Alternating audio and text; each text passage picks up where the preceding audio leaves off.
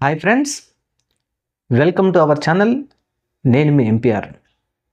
ఆంధ్రప్రదేశ్ రాష్ట్రంలో 2024 సార్వత్రిక ఎన్నికల ముందు ఎన్నికల క్యాంపెయిన్ సమయంలో విశాఖపట్నంలో సమావేశాలు పెట్టినటువంటి అధికార పార్టీ నాయకులు, కూటమి భాగస్వామ్య పార్టీ నాయకులందరూ కూడా స్టీల్ ప్లాంట్ ప్రైవేటీకరణ కాకుండా ఆపాలి అంటే ఖచ్చితంగా మేము అధికారంలోకి రావాలి అని బల్లగుద్ది చెప్పుకుంటూ వచ్చారు. అక్కడ ఉన్నటువంటి లోకల్ నాయకులు, జనసేన పార్టీ అధినేత, అధికార పార్టీ ముఖ్యమంత్రి చంద్రబాబు నాయుడు గారు. ఇక్కడ స్టీల్ ప్లాంట్ కార్మికులు కూడా ఒక విధంగా ఆశపడ్డారు. అయితే ప్రస్తుత ఎంపీ భరత్ గారు చేసిన వ్యాఖ్యలు మాత్రం అత్యంత ఆశ్చర్యకరంగాను, అలాగే స్టీల్ ప్లాంట్ కార్మికులపై చేసిన వ్యాఖ్యల మీద అక్కడ సంఘాల నేతలు విపరీతంగా విమర్శిస్తూ ఉన్నారు. విశాఖ ఉక్కు కార్మిక నేతలపై టీడీపీ ఎంపీ మార్గాన్ని భరత్ అనుచితమైన వ్యాఖ్యలు. ఆయన చేసిన వ్యాఖ్యలు ఏంటంటే, కాంట్రాక్టర్లు, కార్మిక నేతలు, కొందరు అధికారులు అందరూ కలిసి కొన్ని లక్షల రూపాయలు తీసుకొని ఉద్యోగాలు అమ్ముకుంటున్నారు అని ఎంపీ భరత్ గారు కొన్ని వ్యాఖ్యలు చేశారు. టీడీపీ రాష్ట్ర అధ్యక్షుడు గాజువాక ఎమ్మెల్యే ఇటువంటి వ్యాఖ్యలు చేయడంతో కార్మిక నాయకులందరూ ఆగ్రహం వ్యక్తం చేస్తూ ఉన్నారు. ఉక్కు కార్మిక సంఘాల నేతలపై TDP MP Bharat, Gajuwaka MLA, TDP రాష్ట్ర అధ్యక్షుడు పల్లా శ్రీనివాసరావు చేసిన వ్యాఖ్యల మీద కార్మిక నాయకులు విపరీతంగా విమర్శిస్తూ ఉన్నారు.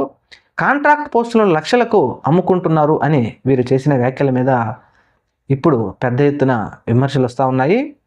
భరత్ చేసిన వ్యాఖ్యల మీద మరొకసారి కార్మిక సంఘ నేతలు మాత్రం ఆరోపణలు వ్యక్తం చేస్తూ ఉన్నారు.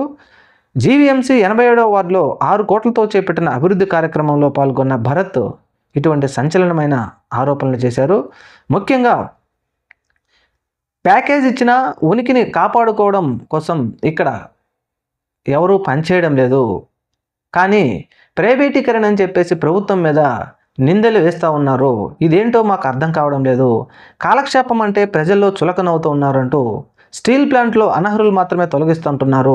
కాంట్రాక్టర్లు, కార్మిక నేతలు, కొందరు అధికారులు కుమ్మక్కవడంతో నిర్వాసితులకు అన్యాయం జరుగుతోంది. నాయకులు స్వార్థం విడనాడి కర్మాగారంలో ఉత్పత్తి సాధనపై దృష్టి పెట్టాలి అంటూ ఆయన చేశాడు. కాంట్రాక్ట్ పోస్టులపై అమ్ముకున్నామంటూ ఎంపీ, ఎమ్మెల్యేలు చేసిన వ్యాఖ్యలపై కార్మిక నాయకులు పెద్ద ఎత్తున దుమ్మెత్తిపోస్తూ ఉన్నారు. ముఖ్యంగా జనసేన అధినేత పవన్ కళ్యాణ్ గారు, నాకు 2 ఎంపీలుంటే నేను ఆంధ్రప్రదేశ్ రాష్ట్ర విశాఖ హక్కు, ఆంధ్రప్రదేశ్ హక్కు అన్నట్టు నేను ఆపేవాడిని అని అప్పుడు చేసినటువంటి వ్యాఖ్యలు ఇప్పుడు పెద్ద ఎత్తున దుమారం రేపుతూ ఉన్నాయి.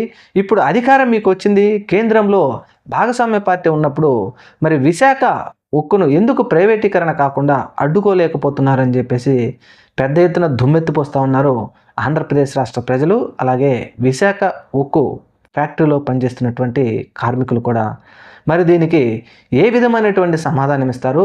ప్రజలు ప్రశ్నిస్తున్నప్పటికీ అధికార పార్టీ మాత్రం దీనిని పట్టించుకోకుండా పక్కకు వెళ్ళిపోయే పరిస్థితుల్లోనే ఉంది. ఒక టాపిక్ డైవర్షన్ పరిస్థితుల్లోనే ఉంది, కానీ మరొకటి ఏమీ లేదని విమర్శలు వస్తూ ఉన్నాయి. మరి రాబోయే త్వరితగతిన ఇప్పటికే 32 విభాగాల్లో అనేక మంది కార్మికులని ప్రైవేటు పరం చేసింది కేంద్ర ప్రభుత్వం. ఆంధ్రప్రదేశ్ రాష్ట్ర ప్రభుత్వం మాత్రం కళ్ళు మూసుకొని ఉంది.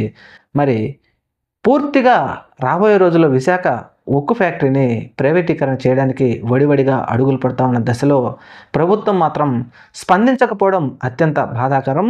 స్పందించకపోగా విశాఖ స్టీల్ ప్లాంట్ కార్మికులు చేస్తున్నటువంటి ఉద్యమాన్ని అణగదొక్కే విధంగా ఎంపీ కానీ, ఎమ్మెల్యేలు కానీ ఇటువంటి వ్యాఖ్యలు చేయడం అత్యంత బాధాకరం అంటూ అనేక మంది రాజకీయ నాయకులు, మేధావులు, విశ్లేషకులు పేర్కొంటూ ఉన్నారు. మరి రాబోయే రోజుల్లో ఏం జరుగుతుందో చూద్దాం.